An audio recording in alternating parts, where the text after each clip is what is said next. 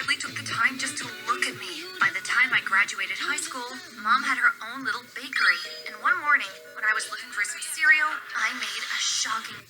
Honey is a little button that sits on your browser and can save money at your favorite online stores. Honey is free and easy. It's free and then it costs exactly $0.00 to install. And I don't have to go searching for coupons online. Honey does it for me. Discovery. I found a stack of letters hidden in the cupboard. They were from my dad. I couldn't believe that Mom would keep these from me. I had to know why. Daisy, how could you keep these from me? Sai, they're just letters. If he really cared, he would never have left us. Mom's bitterness towards Dad made me sick. I needed to know why she did what she did, but I wasn't getting anywhere with my mom, so I went to my room and stayed there all night. The next morning, I left home before Mom was awake and sat in the park across our apartment building.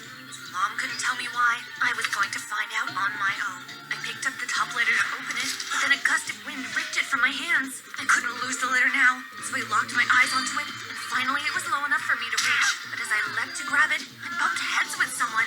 Hey, are you alright? I didn't know if it was the bump on the head, or the fact that this guy was a total knockout, but I couldn't reply. Then he waved his fingers in my face. Hey, are you alright? Can you see how many fingers I'm holding up? I'm fine. Sorry for bumping into you. I was just chasing.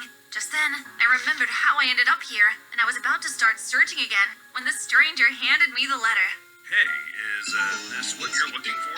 Oh, thank you so much. Can I buy you a hot dog as a thank you? Another time, maybe. I am off to work. My name's Brett. I'm Ziana. I had quite a bump by the afternoon. A sort of nagging reminder of the brawny Brett. I wondered if I would ever see him again. Then Mom walked in. Sai, do you really want to see your father? Aren't I enough? Mom was doing this right now, trying to guilt me. I was not going to fall for it. Yes, Mom, I do. The next morning, I read Dad's letters, and they were really sweet, and it seemed like he cared. I decided to call him. My dad agreed to come over to our apartment that same night. Dad, come in. I have missed you so much, Z-Baby. What are you doing here? I am here to see Ziana. She invited me. Well, this is my apartment, and I didn't invite you, so leave. Ziana, baby, I should go, but I will send a car for you tomorrow. We can meet at my office. Suddenly, I felt like that little girl Dad left years ago. Mom, you've kept me away from my father long enough, and you have to stop now. Dad sent a car for me, just like he said. I felt like royalty. All the way there, I imagined what it must be like to be a famous designer. There was a young assistant who took me into a boardroom filled with people, and Dad gave me a seat at the table. Everyone, this is my daughter, Ziana. She will be working here from today. She needs to learn exactly what goes into making us a successful company. Thank you, Dad. Ziana, this is Tori, your stepsister, and Lauren, your stepmom. They also work here. I recognized the lady from the day Dad left. The girl looked about my age. They were so beautiful, but not very welcoming. Okay, back to work. No time to waste. Ziana, Tori will show you around. I have a meeting to attend now. Do you know that After Dad left, Tori and her mom made it quite clear where my place was. Are you ready to see your new office? Okay, let's go.